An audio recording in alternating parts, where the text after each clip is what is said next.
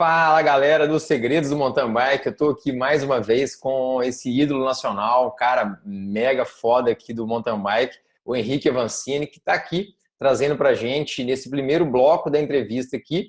A gente vai falar sobre a Cape Epic 2017. O cara levantou a galera das arquibancadas do mountain bike aqui no Brasil, muita expectativa, foi incrível. E é legal porque eu acompanho muito tempo, né, na internet e nunca houve tanta notícia. E é legal porque hoje o fluxo inverteu, é a televisão que copia o que está na internet, né? Então, quando alguma coisa estoura na internet, vai para a TV, vai para a TV aberta e isso faz crescer o nosso esporte. Então, fala pra gente, Evancini, dá um olá para a galera e é isso aí. Salve, Christian. Bom falar com você mais uma vez. Um abraço aí para todo mundo que acompanha seu portal. Como eu já tive vezes em particular, mas vale ressaltar em público também, sou muito fã do seu trabalho. Acredito que tem uma importância muito grande de produzir alguns conteúdos mais profundos, enfim. E eu realmente acredito que isso ajuda muito a disseminar a cultura e a trazer para as pessoas para, enfim, possam analisar, que elas possam ter mais experiência, melhor experiências dentro do esporte. Pô, sensacional. Então, partindo já para o Cape Epic, conta pra gente, Evan, assim, cara, qual foi a sensação ali de já largar no prólogo, pegando a camisa de líder e 3 etapas ali na liderança e para por aí. Depois, fala desses 3 primeiros dias aí que deixou a gente aqui arrepiado. Né? 5 dias. Cara, foi uma experiência realmente única para mim como atleta, pessoa. Talvez o meu melhor momento da carreira até então. E assim, eu tinha me preparado para o Cape Epic esse ano. Quando eu fechei o contrato, na verdade, eu comecei a discutir a possibilidade de renovação de contrato com a Cannondale. Foi uma condição que eu coloquei. Na verdade, era assim, era um objetivo meu, um sonho meu pessoal, de a Cape Epic com o objetivo de vencer, de ir preparado realmente para a Cape Epic, para esse ponto. Isso muito por talvez ser uma possibilidade que o meu futuro da minha carreira, talvez nos próximos seja o caminho que eu vá seguir. É o tipo de prova que eu mais gosto, eu acredito também é o tipo de prova que eu consigo desempenhar mais alto nível. E a gente tinha um primeiro objetivo dentro da prova, era vencer o prólogo, cara. Porque a gente sabe que nossa configuração de equipe era boa para isso. A gente tinha treinado algumas vezes e os números, assim, a velocidade que a gente conseguia fazer trabalhando juntos era bastante impressionante. Então a gente sabia que tinha de fazer um bom prólogo e muito, assim, para o Fume principalmente, era a melhor oportunidade de mandar uma boa mensagem. Para o prólogo, a gente sabia que a principal equipe concorrente seria o Nino, que não precisa apresentar. O Schirman é o atual número 5 do mundo. E o Nino, enfim, é um atleta super completo. É o atleta talvez mais rápido em descidas. É um cara muito, muito rápido. Hoje talvez seja o cara mais rápido do mundo em trechos técnicos. Então a gente sabia que era uma combinação também para eles que com certeza eles tinham muitas para o prólogo. Vencer seria uma mensagem para o restante da temporada, né? Enfim, o europeu tem muito disso. O europeu funciona de uma maneira diferente da maneira que a gente funciona. Às vezes para a gente não é nem tão claro isso, mas o europeu, esse jogo mental assim tem um valor absurdo. Então, assim, a gente vencer, não só vencer, mas colocar mais de 1 minuto e meio em cima do atual campeão mundial olímpico, com um parceiro tão forte, foi, assim, uma baita mensagem, foi dever de casa cumprido nesse primeiro grande objetivo dentro da Cape Epic. E aí a gente pegou a camisa amarela e muita coisa muda, né, cara? A camisa amarela, ela traz muitas responsabilidades, mais exames antes, mais entrevista, mais coletiva, cerimônias de premiação. Então, muda completamente assim, toda a rotina, todo o plano que você tinha de prova entre etapas, muda completamente. Fica uma rotina ainda bem mais pesada, mais completa, né? E seguiu muito bem nos dias seguintes. Foi uma surpresa muito grande vencer a etapa, porque depois do prólogo, muitos maratonistas, né? Poxa, tinham caras ali, vários campeões mundiais. Foi engraçado, assim, acompanhar as entrevistas e os posts e tudo mais, né? Porque todo mundo fala, o The Real K-Pep starts tomorrow, né? O K-Pep começava só no próximo dia e tal, não sei o que. E aí, no outro dia, a gente foi e ganhou a etapa. E Caraca. a gente ganhou a etapa, assim, foi um dia ruim pra gente. Isso foi legal. Porque problema mecânico, eu tive uma queda. Assim, foi uma prova que não encaixou tão legal, e mesmo assim a gente ainda ganhou e ampliou a diferença na geral. E assim, isso foi muito chocante, cara, porque ninguém esperava que a prova fosse corrida da maneira que foi, né? Que fosse disputada da maneira como foi disputada. Isso mudou muita coisa. Assim, foi uma edição completamente atípica. Até se eu conseguisse prever a maneira que foi, eu teria me preparado diferente, porque eu fui muito preparado para quebrar os maratonistas, não para disputar com o Nino e Fábio. Então, assim, o ritmo foi completamente diferente. E não quer dizer que foi mais rápido ou mais lento a prova como um todo, mas onde o esforço era mais intenso, né, o tipo de estratégia de prova que rolou, foi completamente diferente, cara. Foi atípico, assim. E isso se refletiu muito ao longo dos dias. Você foi vendo os maratonistas, ao invés de crescerem como eles fazem, eles foram só se afundando. Até que chegou nos últimos dias ali, os caras sobravam com 5, 10 quilômetros, quando o bicho pegava, os caras iam ficar na roda. E a gente está falando de campeões mundiais, não são caras amadores, né? São caras do mais altíssimo nível e que vão para a Cape Epic como muitas das vezes a prova número 1 do ano. E aí a gente fez, enfim, o prólogo, a vitória na segunda etapa. Depois a gente foi consistente, cara. A gente foi muito ativo na prova. Isso foi uma missão muito, porque se você olhar quase todos os dias, assim, o tempo inteiro ali nos primeiros dias, a gente estava sempre controlando. A gente era a terceira roda no pelotão, segundo no pelotão, ou ditando o ritmo, forçando para inibir, ou enfim, colocando um de nós entre as duplas para quebrar o ritmo.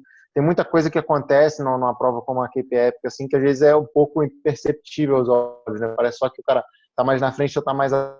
Mas a movimentação do pelotão, ele cara, é um jogo de xadrez muito intenso ali. É uma coisa que acontece que você tem que estar sempre muito atento a quem é o segundo atleta da dupla, se o cara tá bem ou se o cara tá mal, enfim, você tem que às vezes segurar o ritmo para deixar o pelotão quebrar e forçar a reação de outro cara. É bastante intenso. E a gente fez esse papel muito bem, só que foi bastante desgastante. E, enfim, acho que até o quinto dia de prova, a gente largou com a camisa de líder. E, assim, foram dias maravilhosos para mim. Acho que consegui impor um respeito que eu nunca tive, talvez no cenário internacional, de realmente mostrar minha capacidade nesse tipo de prova. Cara, eu diria que é um pouco absurdo falar isso, mas não foi a minha melhor prova de etapa, talvez, considerando só a parte. Então, isso é uma coisa que, por um lado, até me anima para o futuro. Enfim, eu não me encaixei tão bem, assim, eu não tive a capacidade de fazer a diferença como geralmente eu tenho nesse tipo de prova. Geralmente, depois do terceiro dia, eu tenho uma facilidade de impor um ritmo muito grande. Alguns dias até no quarto, no quinto dia, principalmente no quarto dia, que eu fiz impus um ritmo bastante forte nos primeiros 10 minutos de prova que eu faço, né, nessas provas, para que isso destrói os caras, os maratonistas e os pilotos de cross country, isso acalma muito a corrida e inibe muito qualquer ação de outro adversário. Eu só consegui fazer isso realmente um tino assim, eu mesmo, tendo essa qualidade, A recuperação entre as etapas foi regular, mas não foi tão boa. E, enfim, assim, eu saio muito satisfeito, cara. E o que me estimulou demais, assim, foi ver o quanto que isso movimentou o cenário do mountain bike no Brasil, cara. Foi um negócio absurdo a quantidade de feedback que eu recebi de gente que estava acordando 4 horas da manhã para assistir ao vivo. Enfim, poxa, de gente que não é justamente do mountain bike, que estava acompanhando a modalidade, então trouxe um alcance muito grande, cara. E isso para mim sinceramente, a minha maior motivação, meu maior estímulo para buscar o que eu busco fazer, cara, trazer esse alcance para a modalidade. Né? A gente já falou sobre isso algumas vezes. Eu acredito muito na bike. E ver isso acontecendo assim, para mim, foi surpreendente. Foi mais do que eu esperava até. E, enfim, foi até o meio do caminho ali, um pouquinho mais do meio do caminho, mas já deu para ter um gostinho do que é possível fazer e do que é possível trazer de retorno para a nossa modalidade aqui no Brasil. Cara, excelente. E eu falei 3 dias lá, porque assim, nos 3, vocês lideraram. Foi a terceira etapa que o Fumi que colidiu com a moto colidiu com ele, na verdade. Foi. Cara, foi chato pra gente esse dia, porque foi um acidente que ficou até um pouco abafado, né, pela mídia internacional, Sim, assim. A deu gente para também ver. a gente não comentou muito também, porque, enfim, não é muito legal, né, você ficar comentando coisas negativas. O evento putz, é top, cara, é muito maneiro, é muito bem organizado, mas um acidente com uma moto de vídeo da prova, né, de cobertura de vídeo da prova. E o cara completamente, cara, porque ele entrou na lateral do fundo. Não foi um esbarrão, não foi um acidente por acaso, assim, o cara tentou cortar uma curva numa trilha que era uma seção de switchbacks, e o cara tentou cortar uma diagonal ali e era uma vegetação baixa. Cara. A gente viu, não tinha por que o cara não ver a gente. Eu comecei a gritar, sei lá, uns 50 metros antes, eu tinha certeza que o cara ia parar e o cara continuou indo, meio que não entendi muito bem, cara. Ele no meio do fundo, na lateral esquerda dele. Eu caí também para fora do circuito. E foi um momento muito crucial para a gente, cara, porque a gente perdeu o contato numa subida, que era uma subida rolada, onde só o seu Corrave atacaram. E aí depois do single track, a gente sabia que o pelotão esticaria e que a gente tinha uma velocidade muito para voltar para os caras. A gente descia muito melhor do que o Salso e o Corrado. E a gente voltou para o final do pelotão. Quando a gente no pelotão teve esse problema com a moto. Então a gente acabou perdendo todo o contato e logo depois saiu num trecho plano. E aí quando saiu nesse trecho plano foi que a gente teve um prejuízo grande de tempo. A gente tomou 1 minuto e 14, se eu não me engano, nessa 1 minuto e 17, alguma coisa assim nessa etapa. E foi um dia muito estressante, assim, por essa questão da moto. Aí depois teve, enfim, uma discussão grande com os nossos diretores de equipe, com a direção da prova. Eles acabaram dando uma bonificação para a gente de 14 segundos. Mas, enfim, acho que assim, foi uma situação difícil ali, bastante estressante. Eu fiquei, cara, realmente feliz, assim, depois da prova, porque facilmente era um acidente que poderia tirar o Fumi da temporada inteira, nos tirar da prova ali, mas poderia tirar da temporada inteira. E, assim, às vezes nesse tipo de prova, a gente anda de uma maneira muito cega, né? A gente ataca algumas de uma maneira tão agressiva que você não sabe o que está vindo pela frente. Mas, assim, acontecer com a moto é um pouco de azar demais, né? Mas, assim, fiquei feliz. Mesmo assim, a gente manteve a camisa de líder, mas foi uma situação bastante complicada, cara. Depois, no outro dia, ele com bastante dores ainda no ombro, mas vou defender mais um dia ali a camisa de líder. Sensacional. E é muito legal, porque eu acho que a Cape Epic talvez seja assim, de forma coletiva, talvez o maior sonho, né, de todo mountain biker Cara que curte mountain bike, o cara assiste aquilo ali e sonha um dia participar. E ver um brasileiro liderando, cara, foi sensacional. E ficou esse gostinho realmente ali, né? Poxa, chato um acidente. Mas é coisa que, assim, por coincidência ou não, tem acontecido cada vez mais frequentemente, né? No ciclismo profissional, ciclismo de estrada. Então, fim de semana teve mais uma aí, uma jaqueta com o Bonen lá. E, assim, são coisas do risco da prova, né, Vancini? Agora me conta uma coisa aqui, cara. Qual que é a sensação, cara, de dar na cabeça do Nino Schurter lá? Ah, Porque a cara, é gente viu o ótimo. seguinte, só te interromper aqui, a gente viu que, assim, ninguém foi para brincar, né? Não sei se talvez por ser um ano pós-olímpico ali, onde, né, todo mundo foi com muita força, muita sede pro Cape Epic, né? Então, assim, ninguém tava brincando não, cara. Você arregaçou mesmo os caras, pô. Não, cara, assim, principalmente o Nino, a gente sabe muita coisa quando você tá no circuito das equipes que a gente sabe muito dos bastidores, né? O que um tá fazendo, o que o outro tá fazendo, rola, tem esse tráfico de informações internas ali dos bastidores. E eu sabia que o Nino ia muito afiado para a prova, ele e o Stienemann iam muito afiado para a prova. Os caras reconheceram boa parte do percurso, treinaram muito tempo no Sul e se prepararam demais para essa prova. Eu, assim, isso falando da minha boca, eu diria que esse foi o maior objetivo do Nino na temporada.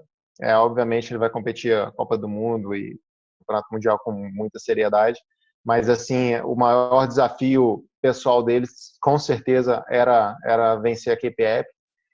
E assim eu sabia que eu estava preparado. Quando eu vi ele antes da prova, eu sinceramente, né, eu já conheço aí há algum tempo, num passado recente tem um pouco mais de contato assim com ele, de sempre trocar uma ideia.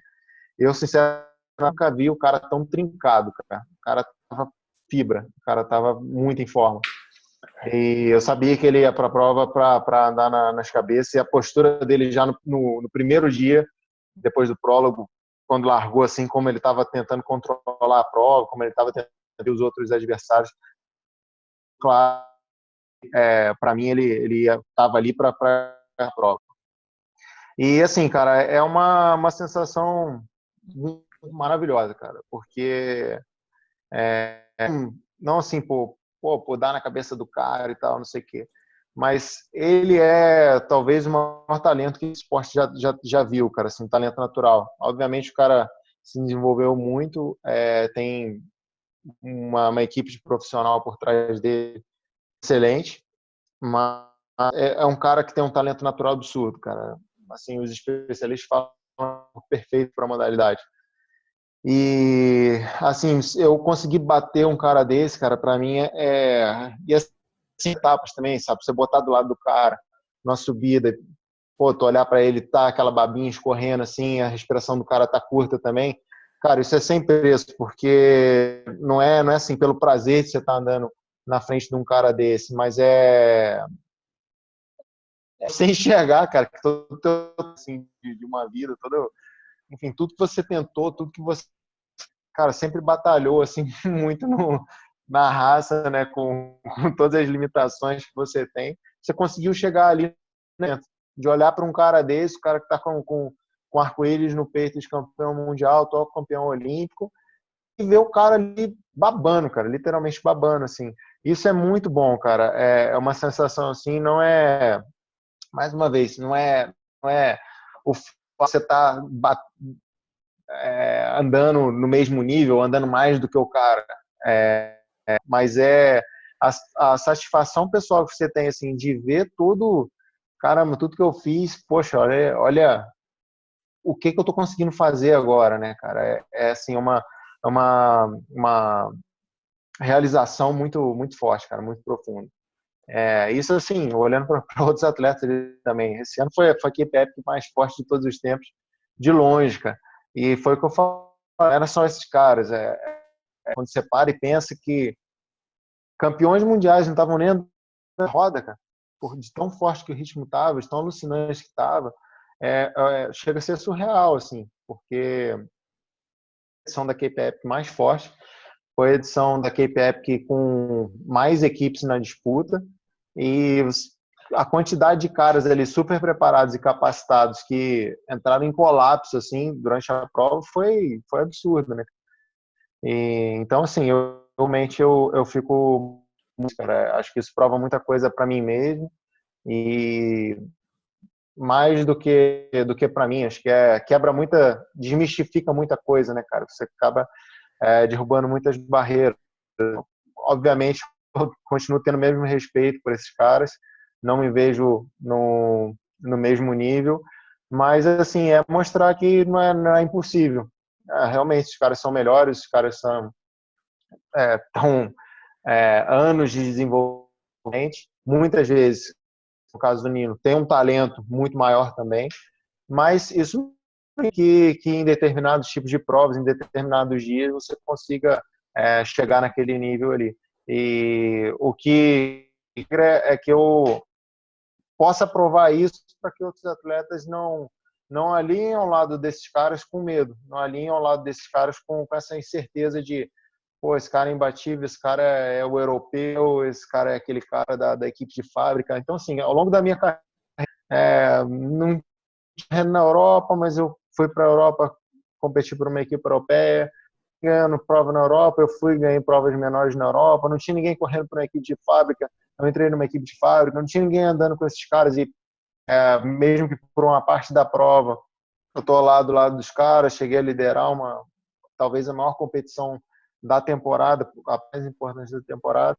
Então, assim, isso tudo eu acredito que ajude muito, cara, a próxima geração, assim, a geração meio, a ganhar do Nino é impossível, mas ganhar do Henrique não é.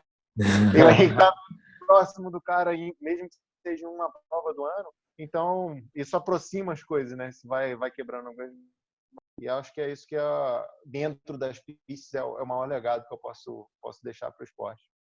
Que legal, cara. Eu acredito que assim, é o que você está falando, né? O foco não é nem os adversários, né? O foco é a questão da autorrealização, né, assim, você olhar e falar assim, poxa, cara, a vida de um atleta amador hoje, né? Um atleta amador hoje que pega pódio no Brasil, o cara tem que abrir mão de muita coisa.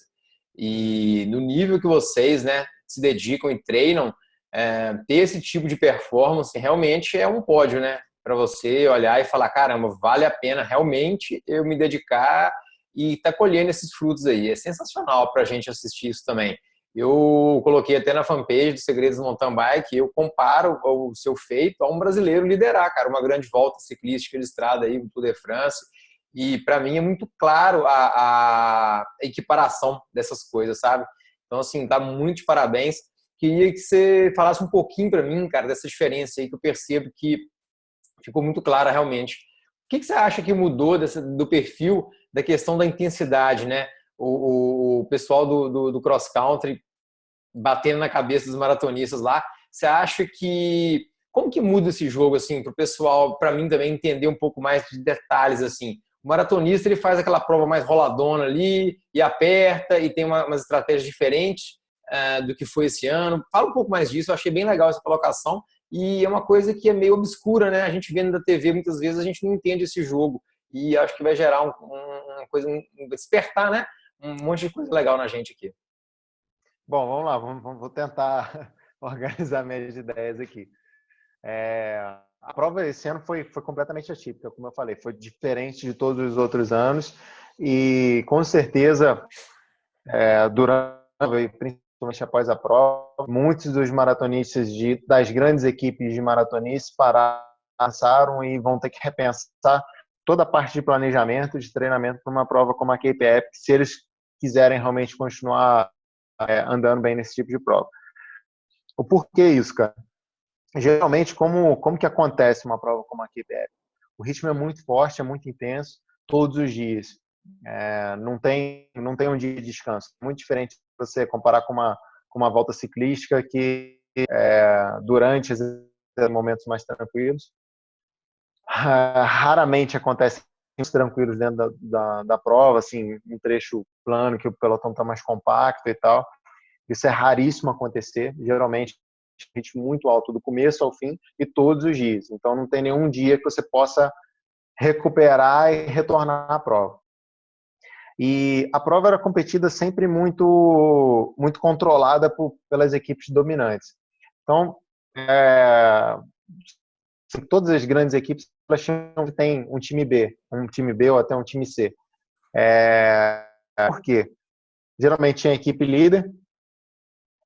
Essas equipes B e C eram as equipes que ditavam o ritmo no começo de prova, que era um ritmo, né, colocando um número aqui ilustrativo, a 90%.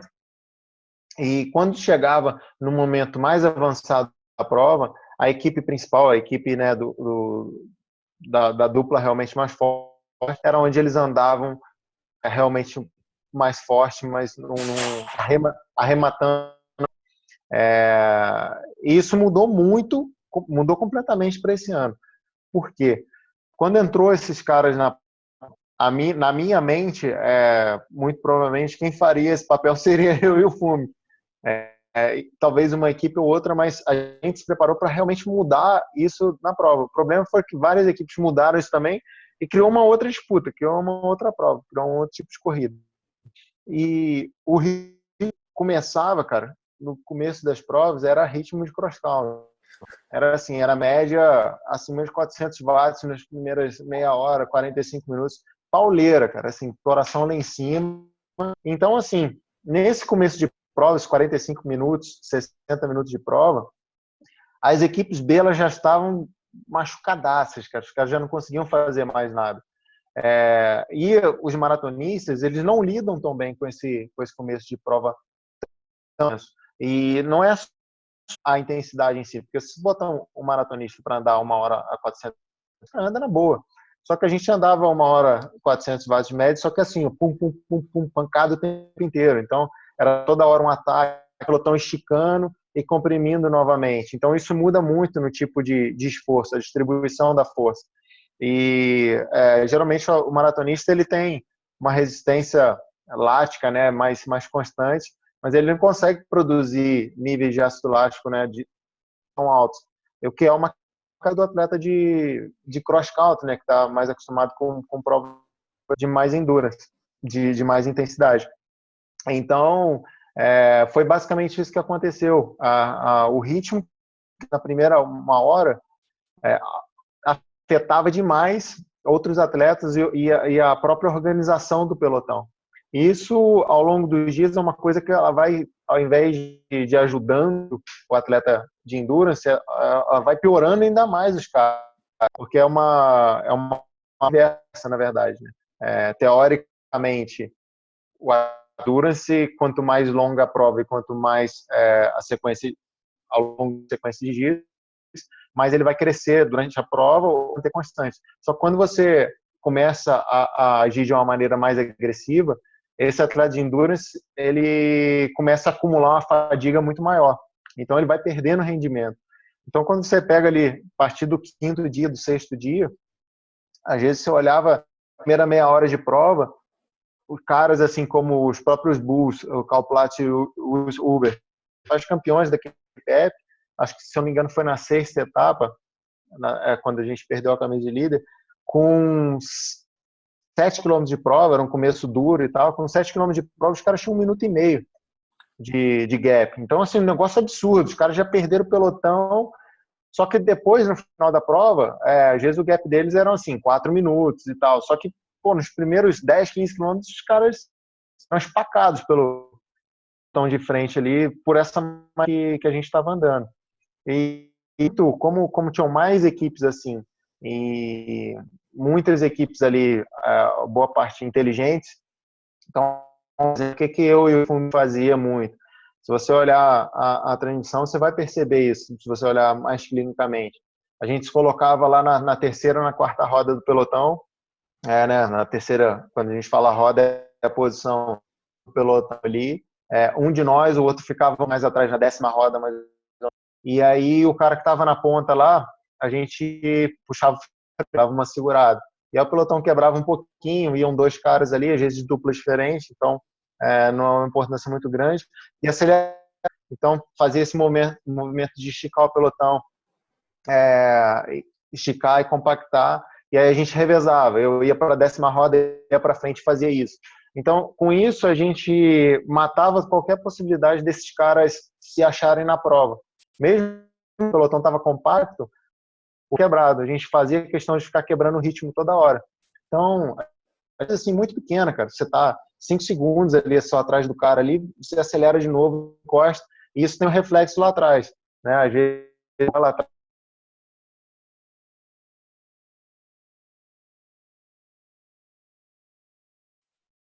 Pô,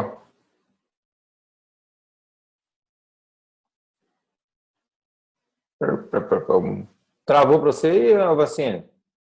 Pô, que bosta, cara. Sacanagem. O negócio tava bom aqui.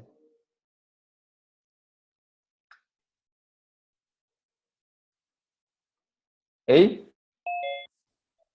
Voltou aí, cara. Voltou? Voltou. O programinha é bacana. Ele cai, mas ele volta, já monta a sala de novo, já continuou gravando. E, poxa, aproveitando aqui que a internet interrompeu a sua fala, eu achei isso. Eu não sei onde parou. Não Sim, sei onde parou, né? eu sei, eu tava aqui vendo já, cara. Só não tava lá no pelotão, porque não tinha jeito. Mas, cara, e genial isso aí, porque isso tem, assim, estudando a questão da fisiologia esportiva, sabe, assim, a gente vê, assim, até porque, vamos dizer que existem ali os 100 melhores mountain bikers do mundo, né? Eles são divididos em maratonistas e do cross country. Existem características genéticas de cada um, e dentre essas tem as fibras, né, rápidas, né, que chamam XY, XA, se não me engano. E os caras do cross country são geneticamente que tem mais esse tipo de fibra, né?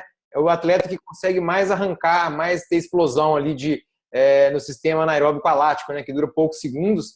E esses maratonistas, vamos dizer assim, a seleção natural acabou levando eles. Eles são caras de alto nível, mas ela levou eles para maratona porque eles não têm essa aptidão genética para lutar no cross country. E aí vocês foram lá e mataram. Porque uma vez que você se adapta a fazer isso, o grande ponto é você ser capaz de fazer isso por 4, 5 horas pedal, né? Porque Pô, animal. tem esse detalhe. E acho que esse foi o grande barato dessa KPF, cara, porque, enfim, esses caras tiveram que rever muitos conceitos e foi uma coisa que nunca aconteceu numa prova de ultramaratona em nenhuma mundo, e vai ser muito difícil você vai ver isso acontecendo numa do Raiz, por exemplo, porque ou em qualquer prova, porque muito pela quantidade de equipes que tinham essas duas características diferentes, né? Conseguiram compor essa característica de prova tão diferente. Então essa equipe foi muito única, cara. É uma coisa assim que tem muita coisa ali que rolou naquela prova que poxa, é histórico para o esporte. Assim, foi capaz de vencer essa prova porque essa prova foi competida dessa maneira, né? Foi disputada dessa maneira. Enfim, a gente só liderou porque a prova foi disputada dessa maneira. E ano que vem, com certeza, muita coisa vai mudar e eu já estou assim, saber como que vai ser a postura do pelotão e dessas outras equipes. Pô, é sensacional. Eu te falo assim, e bom que você já tem essa noção, né? Por tudo que você representa e estava lá dentro. Cara, aqui de fora eu posso te afirmar que isso aí mudou a história da preparação, assim, global para da galera que vai disputar um KPF, sem dúvida. Porque é o que você acabou de relatar, né? É a diferença do cara conseguir chegar na equipe lá, os Bulls, poxa, os caras estão mantendo uma hegemonia de anos, né? E de repente chega um novo tipo, né, de estratégia de prova e destrói tudo. Sensacional, cara, incrível isso mesmo. E me conta uma coisa aqui, muita gente falava, pô, mas o Nino tem outra equipe lá correndo com ele, e pô, aí não vale, sacanagem. Muito atleta de mountain bike ainda não tem o conhecimento, né, desse jogo de bastidor que tem, equipe A, equipe B, equipe C, que você falou aí. E como é que vocês foram sozinhos? Vocês foram sem uma equipe B? Como é que foi isso aí? Bom, cara, assim, muitas equipes com equipe B, foi o que eu falei, né? Assim, nessa K-Pep, que muitas das equipes B foram sem uso, porque os caras não conseguiam estar ali para apoiar no momento decisivo, porque era um ritmo diferente. São caras geralmente mais resistentes, conseguem suportar mais a sobrecarga dos dias do que a alta intensidade. Então, assim, eles andam na ponta do pelotão até 80% da conclusão da prova, e depois, no outro dia, eles conseguem fazer isso com muita eficiência, muita constância. Só que considerando como era competida a Cape Epic até então. O caso do Nino, cara, foi bastante interessante também. É uma outra coisa muito interessante de ser considerada, que quando você pega assim, a dupla de apoio dele era o André Frisch, que é filho do Schneck, né? Do Thomas, uma das lendas do esporte, e o Mitchell van der Heijden, que foi considerado assim durante muito tempo, quando ele era júnior, até sub-23, campeão mundial júnior, sub-23, seria o próximo Nino Schurter, né? Era o próximo grande fenômeno. É um cara assim que está considerado pela mídia internacional um pouco atrasado, né? Ou entre aspas um pouco decepção nesse sentido, mas é um cara muito bom, holandês, e enfim, era uma dupla jovem, eles têm, se eu não me engano, 23 e 25. E o que os caras fizeram foi bastante interessante, porque na Cape Epic, por ser uma prova com tantas equipes fortes, nos primeiros dias, apesar do ritmo ser muito forte, os gaps de tempo são geralmente muito menores. Isso pelo pelotão se partir menos, né? Sempre esse momento de esticar o pelotão e reagrupar. Então, assim, até quando rola alguma fuga e tal, outras equipes têm mais poder de reação ainda. Então, você olha assim na primeira etapa, no segundo dia de prova, quando a gente venceu com 54 segundos para o Saucer, depois com acho que 2 alguma coisa para o Centurion, para o Jochen Kaas e para o Kaufmann. Enfim, os gaps numa etapa super dura, longa e quente, ainda não foram tão grandes. E esses caras, o Frischneck e o Van der Heijden, eles estavam, pianinho, cara. Eles não marcaram em nenhum momento na frente do pelotão. Eles andavam só no fluxo da massa, né? Eles tentavam andar de uma maneira eficiente. Foi muito o que eu e o Fumik fizemos no ano passado, quando o nosso objetivo de prova era diferente. E aí o que acontece, cara? Quando você começa a fazer as etapas sempre a 95% ali, quando chega no quarto dia, quando todos os caras, inclusive os terceiros, inclusive os amarelos, já pagaram um preço bem alto para estar ali, esses caras começam e eles decidem, agora vou mandar no 100%, eles começam na ponta do pelotão, que é a coisa que eles não conseguiriam se eles tentassem lá nos primeiros 2 dias. Então, assim, eles sacrificam o tempo inicial, resultado inicial deles, e a partir se eu não me engano, foram nos últimos 3, 4 dias, eles começaram a andar na ponta, de uma maneira bastante agressiva. Mas eles economizaram muito no começo da prova. Isso foi bastante inteligente, assim, da parte deles. Assim, os caras estavam bem também, acho que isso é importante dizer. E, enfim, muito o andamento da prova ali se encaixou muito bem para os caras. O Corrave e o Saucer, uma dupla rápida. O Saucer, assim, ele conhece o percurso de cabo a rabo, então é um cara muito experiente, fez, sei lá, acho que 12 KPFs, se eu não me engano. E o Corrave é muito forte, apesar de ser um cara top no XC, ele não é um cara assim que ele tem tanta facilidade em algumas subidas mais duras, só bastante assim. Em alguns trechos de pilotagem, ele também um pouquinho comparado com esses outros caras. Então, a partir do momento que os Scott tinham 4 caras ali nesses últimos dias, mais ou menos no mesmo nível, já que esses outros 2, né, tinham economizado bem, eles começaram a machucar ainda mais, cara. Principalmente o Salso Raiva, porque fluindo em 4 ali sempre ajuda muito. E foi bastante interessante, foi muito único da KPF, mas assim, o pessoal, né, é óbvio que algumas vezes, às vezes se revolta um pouco, mas enfim, se eu tivesse me mantido pelo menos no mesmo nível que eu comecei a prova, isso não seria nenhum problema para disputar na prova, não, porque se a gente chegasse num momento ali de estar realmente bem, que eu tivesse, enfim, não tivesse tido nenhum problema, tivesse me mantido no nível só que eu estava, muito provavelmente nos decisivos a gente descartaria o B. Então seria uma disputa direta mesmo, e não seria assim uma grande vantagem. Acaba sendo uma vantagem, né, no na primeira parte de prova, se você tem algum problema mecânico, você tem para trocar uma roda e tal, alguma coisa assim. Mas não foi o caso, até o Nino e o Stirman foram, acho que, uma das pouquíssimas duplas ali que não tiveram nenhum problema mecânico. Ainda, além de tudo, os caras ainda tiveram bastante sorte, pilotaram de maneira bastante agressiva, algumas vezes assim, que principalmente ele tinha rasgado um pneu, alguma coisa, o cara estava arriscando bastante. Mas, enfim, mais uma coisa de estratégia de prova e mais uma coisa que outras equipes pensar para o futuro também. E talvez a gente também, por que não? Não sei onde que eu vou estar no futuro, não sei se eu largo no QPF ano que vem, ou se eu largo com o público, ou se eu não largo. Existe também uma discussão muito grande, uma possibilidade de que essas provas se tornem provas individuais para a categoria. Então, isso também é completamente o tipo de esforço, de estratégia, enfim, abriria também um novo mundo de possibilidades. Então vamos ver o que acontece em 2018. Mas esse KPF de 2017 foi histórico, cara. Por muita dessas coisas assim que aconteceram, foi histórico para o mountain bike, realmente. Para o mountain bike internacional, aconteceu muita coisa. Sensacional, Henrique. Cara, para a gente finalizar esse primeiro bloco do K-Pep, então, queria que você assim, colocasse o que ficou de maior lição, cara, dessa prova, assim, sabe?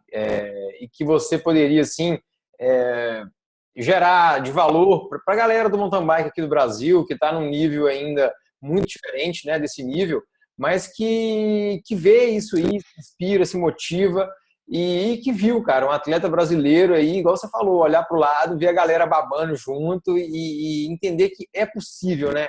É possível. Eu acho que o primeiro diferencial para a gente alcançar um objetivo é acreditar nele, né?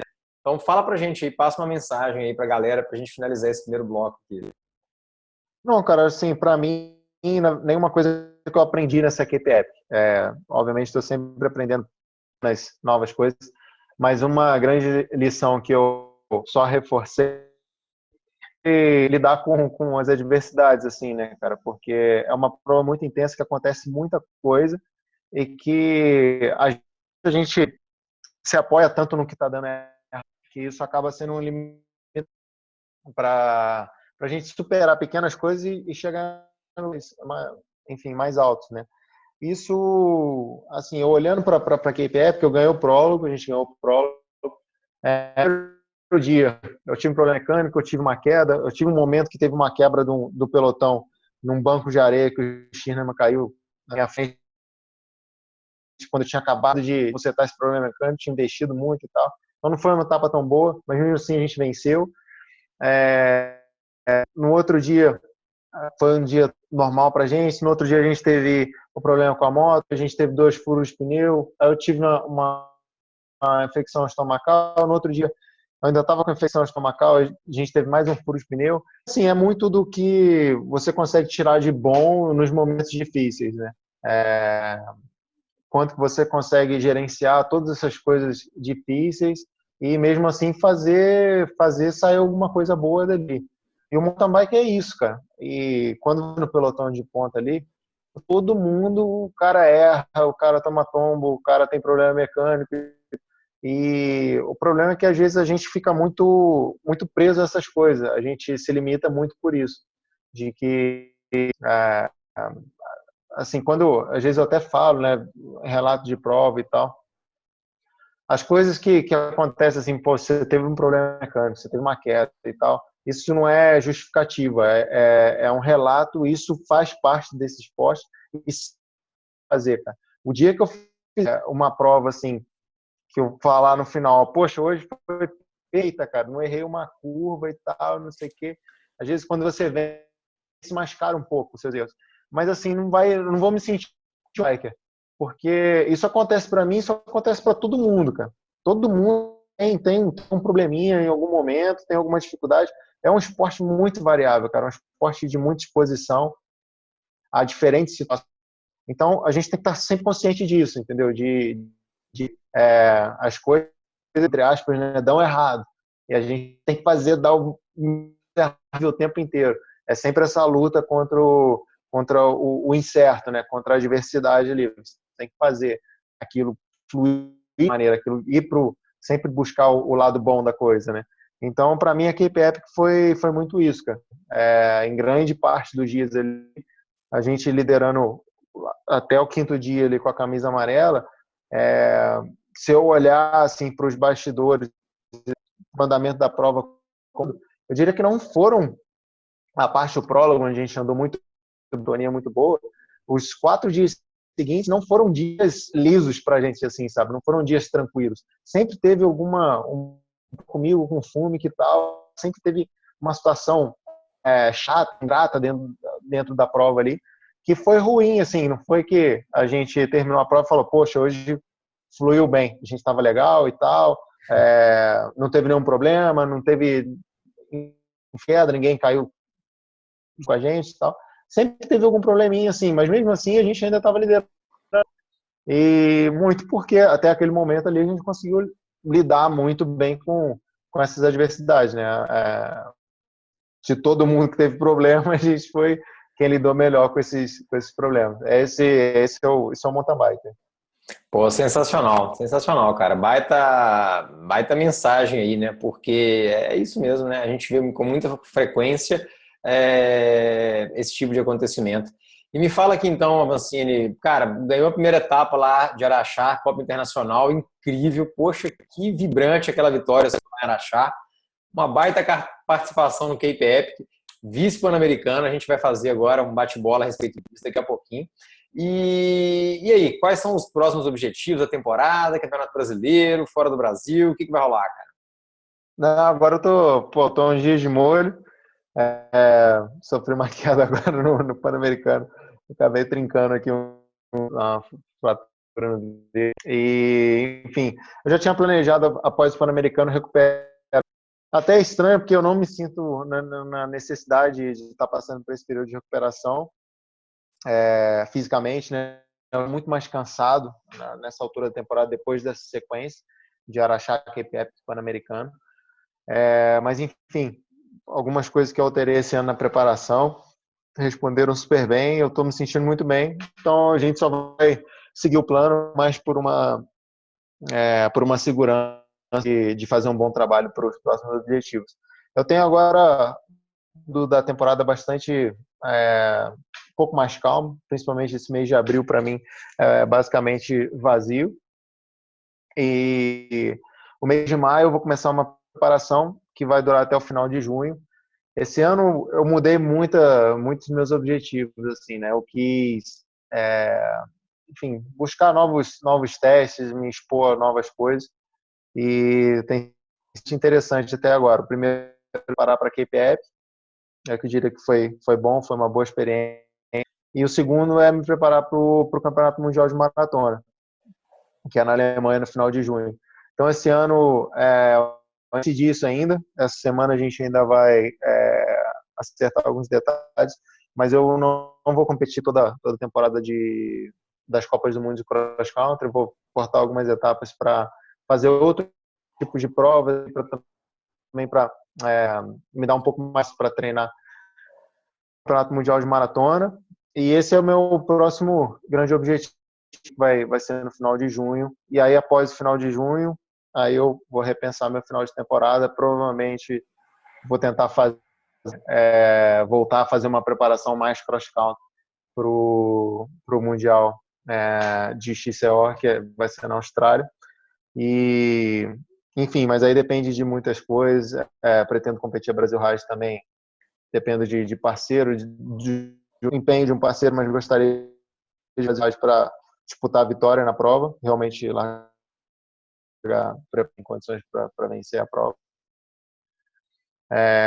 Enfim, acho que agora a única coisa que eu consigo dizer com certeza é que eu vou me preparar para o final de junho para o Campeonato Mundial de Maratona, e ainda não sei ao certo qual vai ser o caminho até lá em termos de competição, mas esse é o próximo norte até lá, e aí depois de lá a gente vai fazendo as etapas. Pô, sensacional, cara. Pela sua participação na KPR, e fica uma expectativa enorme pra gente aqui. Muito bom.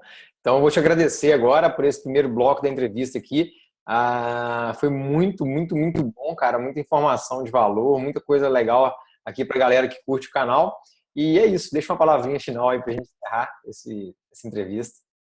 Valeu, cara. Prazer. É bom compartilhar algumas informações da QPF, que é uma corrida que acontece muita coisa. Enfim, a gente conseguiu falar só um pouquinho agora, mas é uma corrida bastante. Acontece muita coisa naqueles 8 dias. Durante as etapas, tem mais movimentação interna ali do pelotão do que parece, às vezes, em algum momento. Mas, enfim, mais uma vez eu quero agradecer de coração a todo mundo que torceu loucamente, aí vibrou muito durante a Cape Epic. Enfim, espero que ano que vem vocês vibrem ainda mais e no ano seguinte ainda mais e que seja sempre assim. O meu empenho é sempre esse, em estar realmente usando o esporte para usando as competições, né, para levar um maior alcance para o nosso esporte, e esse é o meu caminho e pretendo seguir ele por muito tempo e espero que vocês estejam sempre ao meu lado aí nessa jornada. Excelente, cara. Muito obrigado você que acompanhou aí e não deixe de assistir depois as outras entrevistas e a próxima que a gente vai falar a respeito do Pan-Americano. Valeu, até mais, tchau, tchau.